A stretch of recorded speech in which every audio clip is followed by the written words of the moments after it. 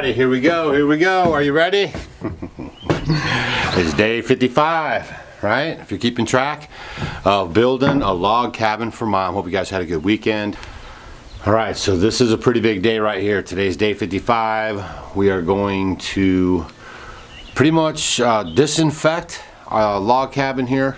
So the next step is we're going to have to wash this log cabin down, all the logs, and then after that we'll let it set for a couple days. Then we come back through and we do some piping and chinking, because between every log here we still have to do the chinking here, see? Don't forget about that. And then after we do the chinking, then we do the staining. So this is the process that's going to be going forward. So we're going to bring you along on a lot of this stuff, plus we're going to be working on the interior walls and then kind of getting things going, you know? So it'll be kind of a mixture of homestead videos intertwined with the build videos, so we can keep you up to date with what's going on here at Mom's. But also, you know, some of the stuff gets kind of minute. Like, you don't want to watch me soaping down and washing this whole log cabin, right? I want to show you how to do it, give you an idea of how it goes, and then that's a wrap. So it might take me, you know, today and tomorrow to do it. So I'm only going to show you today probably. And then after that, we'll show you the next step, which will be the piping and the chinking, and then you'll get to see how that goes. But you know, unless you want to see it, if you want to see every little nook and cranny all the time, leave it down in the comments below, and I'll see if we can accommodate you. But I'm just trying to think about how you guys, you know, they say like the average attention span. I don't even want to get into all that stuff, but it's like really small. And you guys, you know, you click off the video because it's just like, oh, I saw that, click. So that hurts the channel. So I'm trying to make sure you guys are staying attention, but I'm giving you enough information so you know how it is, but not enough information to where you're bored and you go, oh, I'm out of here. All right, so leave it down in the comments below how you like your poison. So we're gonna get started on this right here. I'm gonna show you guys what I have to do to prep this cabin for stain, and this is the first step. And some more clues in this video about what's going on in that box. Remember that box that we talked about? Here, I'll show you guys real quick. Some people said, I don't even know what box you're talking about. There's a box right there. I call it a box. It might not even be a box. I mean, it just might be something, and it's underneath that billboard tarp, but it looks like a box, so I've called it a box. But you guys have been guessing. You're not very close. But in this video today, we will reveal the big secret. But it's been fun hanging out with you guys on that one, the box mystery. Those are always fun. I mean, you know, we just try to keep it fun around here. All right, so I'm gonna get busy with this now. Stacy, first I'm gonna get this mixed up here. I'm gonna show you what we got going on here. Then I'm gonna send you guys up to the homestead, because that's where Stacy's at. Because Gary and Marge, you know, they're on their big camping trip with their grandkids, and they're pulling out of town with the RV, going to, what is it, Yosemite? Do you guys remember Yosemite? And he said they got a big inflatable thing in the middle of the lake or whatever it is, and oh, this sounds like tons of fun. He's even trying to talk me and Stacy into taking our kids with his grandkids and our grandkids, and then going with them if it turns out to be a good place. So we're waiting to hear back from our scouts. But I'm going to take you guys up there, show you what's going on with Stacy, because it's just us hanging around the homestead today. That's why we kind of divide and conquer. And, you know, she's trying to get the stuff out of the garden. So she'll show you what's going on up there. I'll come back down here, show you how we do this process. And it's just going to be like, you know, how that video will go today, and then maybe some of the videos coming up, right? So we want to show you what's going on the homestead, keep you abreast of what's going on here at the log cabin.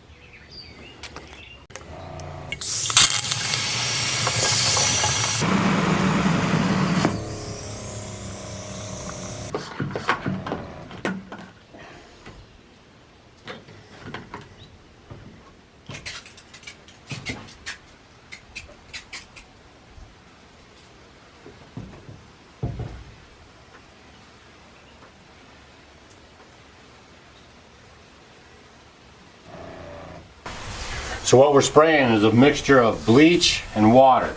50-50, whatever your container is, you mix 50% bleach, 50% water. And then that will kill all of the bacteria, mold, anything growing, anything that's not supposed to be on your wood, and it'll clean it all up. Now when you're doing this spray situation here, what you want to do is work from the bottom up, okay? You work from the bottom up because if you start up here and you get it a bunch of wet up here and it starts streaking down, those streaks will stay in your wood, okay? So you always want to start from the bottom up. And then what I'll do is, I'll show you guys this other wall around the corner and we'll do a before and after pick at the end.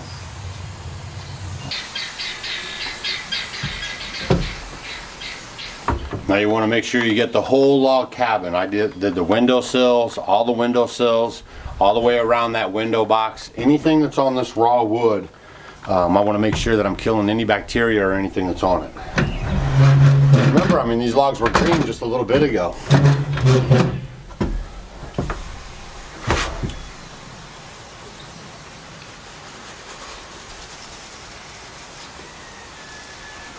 So I have to spray down this whole section. I'm kind of doing it in sections. I started over there, I'm working my way this way. I have to clean up a little mess around the corner, and then I'm going to work around that way where I'm going to show you guys like a before and after picture.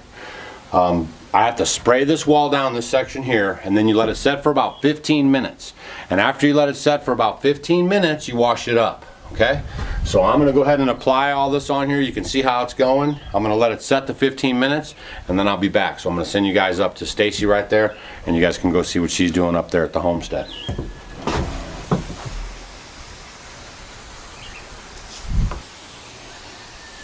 I don't know, how do you like it? Do you like to sweep one big sweep?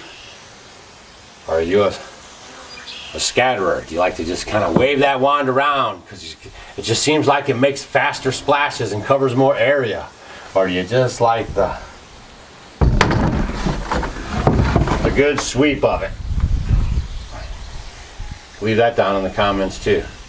Now hurry up and get up there and see what she's doing or you're gonna miss it.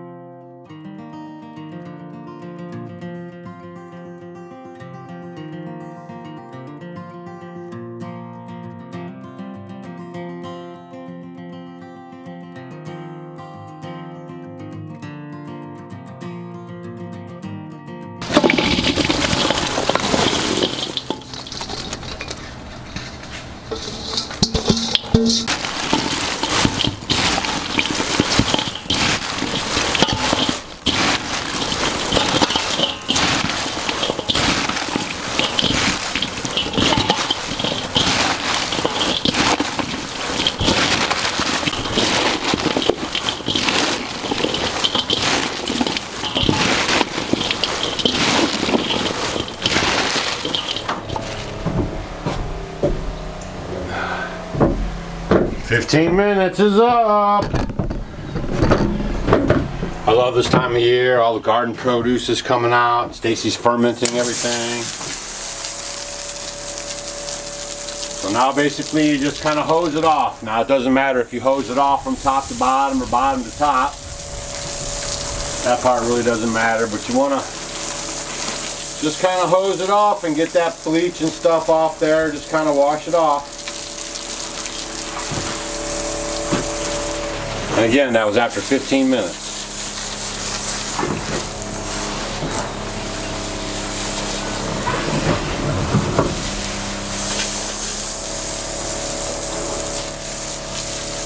Yeah, we're actually, I don't know if you guys have been around this channel for a while, but if you have, you saw us build that root cellar.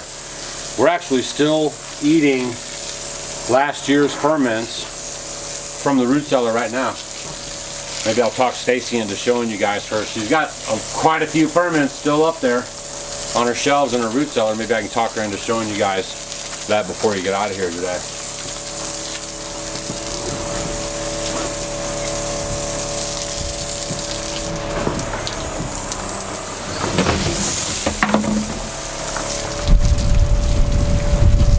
You don't want to rinse this off like a pressure washer or anything. You just use a regular garden hose, just regular, you know, standard pressure.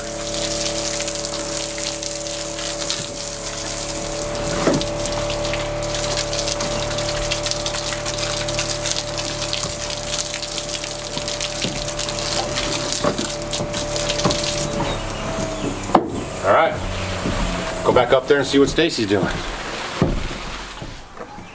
Oh, you guys are back. You guys are spending way too much time with Doug, so now you can spend a little time with me now. You saw just a little while ago that I was busy chopping up all the produce from the garden. I'm so excited, I've been waiting so long. I'm making some of my spicy sauerkraut, and I've missed it because I just finished my last batch a couple weeks ago. So now I'm really happy to know that our cabbage came in and I'm gonna make some great sauerkraut. So I left one for us, so you guys could see real quick. And it's so easy to ferment. Fermenting is ancient. I mean, it's been around. It's like the original way of fermenting food. Because when you ferment something, basically, we'll call it wild fermentation, you're going to use salt. And I use unrefined salt. I really like Redmond real salt. It's my salt of choice. So I wanted to jar up one with you guys. So basically, all you're going to need is a jar. Mason jars work great. I really do like the wide mouth because it's easier to work with, but you can use a regular mouth. And then, it's been sitting here a little over an hour, and look at all this juice that it produced by itself. So I'm gonna pack this in here, and I'm gonna make sure, it's so important, you guys, you don't want to pack it too high up, or otherwise it'll bubble over. You wanna at least give it about 1.5 inches head space at the top, and I'll show you what that means in a minute. Doesn't it look beautiful?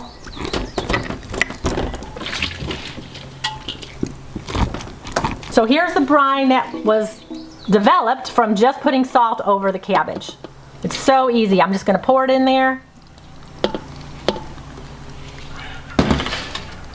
As you can see, it's just filling up really good. Just like that.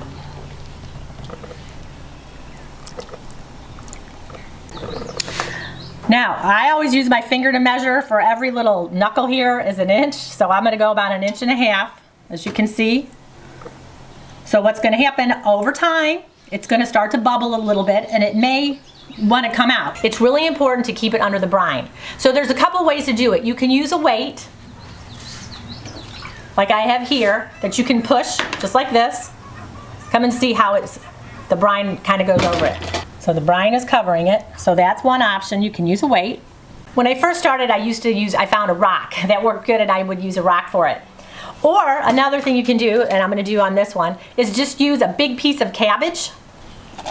So you can get a piece or two, a thick piece, like so. And I'm just going to put that over because I want to keep it underneath the brine. So I'm going to put 2 pieces on because these are littler pieces. And just shove it in there really good. See? Now it's protected. It's under the brine. The next thing you're going to do is you're going to put an airtight lid on it. So I'm just using my ring and flat that you can get. Most of you guys have it. And then you're going to need a plate. You're going to place it in here.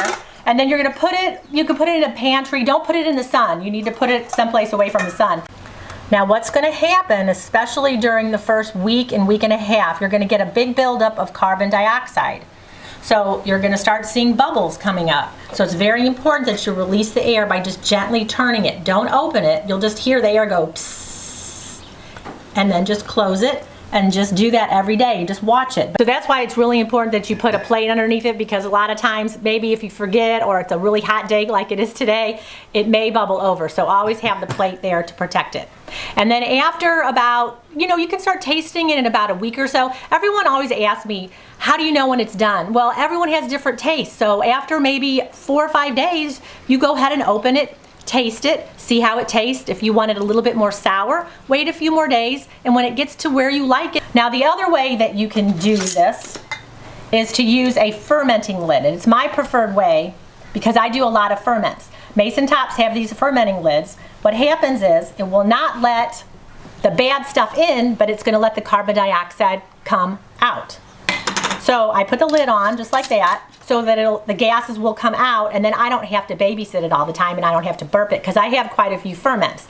So that way I can have a lot of these, and I just sit them in the pantry, and then I'm gonna let them ferment. Usually the way I like it, I like my sauerkraut at about 2 weeks. It's perfect for me. But like I said, you guys can go ahead and let it sit a little longer, or you don't have to go quite as long, and see what you like. And once it gets to the taste that you like, then go ahead and put it into cold storage. Hundreds of years ago, they didn't have refrigeration.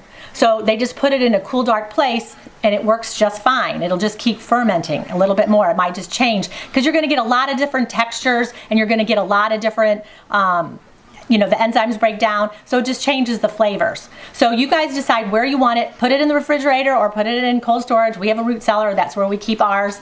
And then you'll have it for 6 months or a year. We're deep down in the root cellar, and I wanted to show you we're still eating on ferments from over a year ago. The problem I got is we had 3 inches of rain last night, and it's pretty muddy out here, so I can't really step back that far to give you the fabulous view. But as you can see right here on this wall here, it's got a lot of the dark colors there. Now some people thought it was mold, and some people think it's the metal when it comes into contact with metal, like right up here. It just starts bleeding down with the iron and stuff from the metal. So combination of both probably. That's why we're disinfecting the whole house. But I'm going to show you guys. I'm going to walk down this wall with you, and we'll point out everything, and then we'll soak it down, and then we'll hose it off after 15 minutes, and then we'll see if it makes a difference. You guys can see it real time right here if it makes a difference. So yeah, that's right at the window there. So you guys remember that now. You got to remember these. Make a mental note. And then there's a nice patch of it right there, right? So you can kind of see the areas right here, a little bit up here. This is probably the worst wall so far, right there. So let's see if this will work its magic.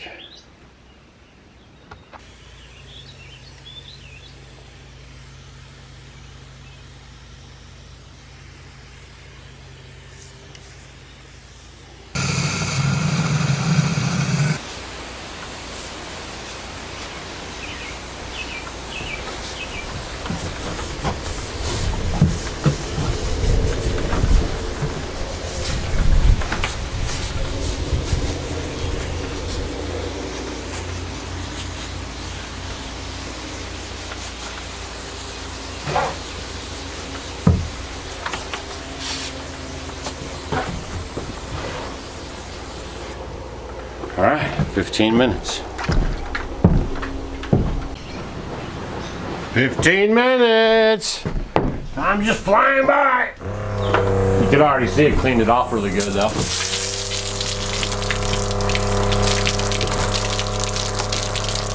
Are you guys on the edge of your seat? I'm gonna take you and show you what's in that box over there in a second.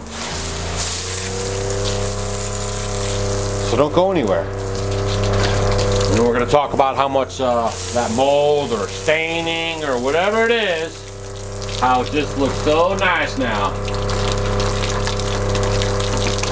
See, look at that. No worries.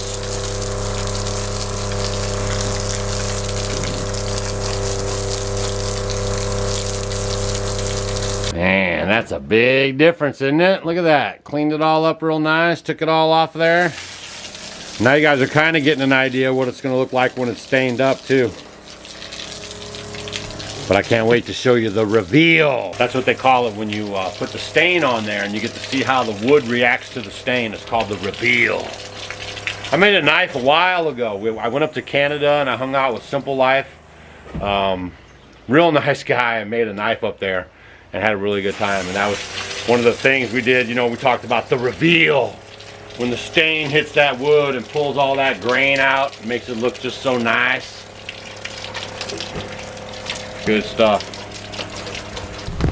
Yes, yes, yes. Looking good, looking good. Man, that sun is just something else. By the time I get done out here, the sun's just blasting on me, so lighting's terrible out here in the Hollywood studios. You see that up there? That's a problem. Look, we had some really bad winds, 3 inches of rain, and it blew that top piece off.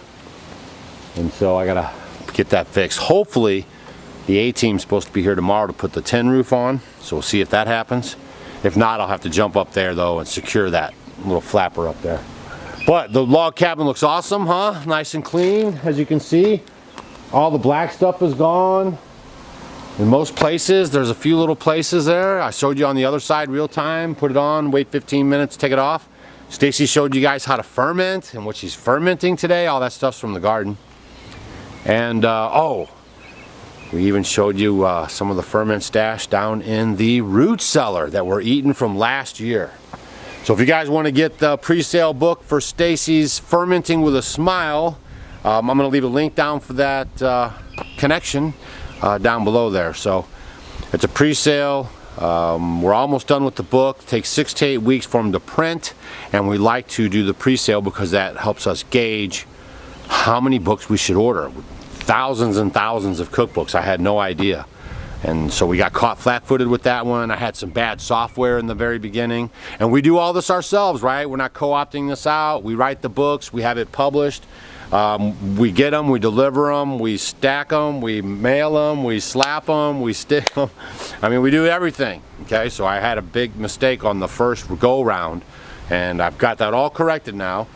And you guys should see these in your... I was talking to Stacy, we were saying, you know, maybe October, but the Homesteaders of America conference is in October, and Stacy's actually hosting a fermenting workshop, and we want to have the books there for you guys if you take the workshop. So we're going to try really hard to get them in your mailboxes by October, late September, but we'll keep you, you know, kind of informed, I guess you'd say, as we go along. We get everything mailed out, it's no problem.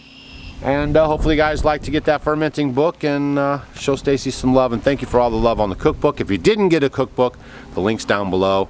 We're going to have the pre-sale fermenting book on the website, offgoodwithdouganstacy.com, pretty soon.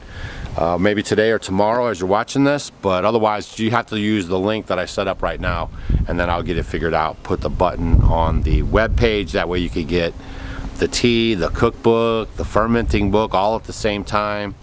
And we appreciate all your love and support and everything else. And ribs are feeling pretty good. It was kind of getting to me a little bit, you know, pushing that thing and then holding that while I was winding. But other than that, it was pretty good. So I'm kind of excited to see the reveal. Like when I start putting the stain on there, and that's really going to pop it out. And the chinking stuff's kind of interesting too. It's a little bit different than I did at my cabin. Well, it's a lot of bit different than I did at my cabin, but hopefully you guys enjoy it and it's informative information. So it's just so nice out here, isn't it? It's a nice breeze today. The temperatures really ran down. It was in the 90s. Now we're in the 80s. Tomorrow we're supposed to be in the 70s with 50s at night. So see you guys on the next video. Thanks for stopping by the homestead. Use those links down below. And, oh, I'm going to go show you guys what's in the box right now. Come on. You didn't think I was going to let you get out of here without seeing what was in the box. All right. All you guys had some pretty good guesses. And Gary was giving me the business. He said, you guys are going to be pretty upset. Pretty upset when you found out I snookered you. Gary, I said, no, it's all in good fun. We're just having good fun out here. All right, here goes. This is what's underneath here now.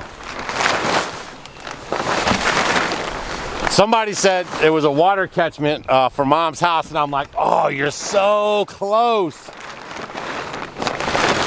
It's the water. See, I gotta have water to wash off the house, and I don't have any water here yet. We don't have the city water hooked up for Mom, and there's no gutters on there to collect any water, so that's what it is. Gary brought up two 250-gallon totes full of well water so we could wash the house while he was on vacation. See you guys tomorrow.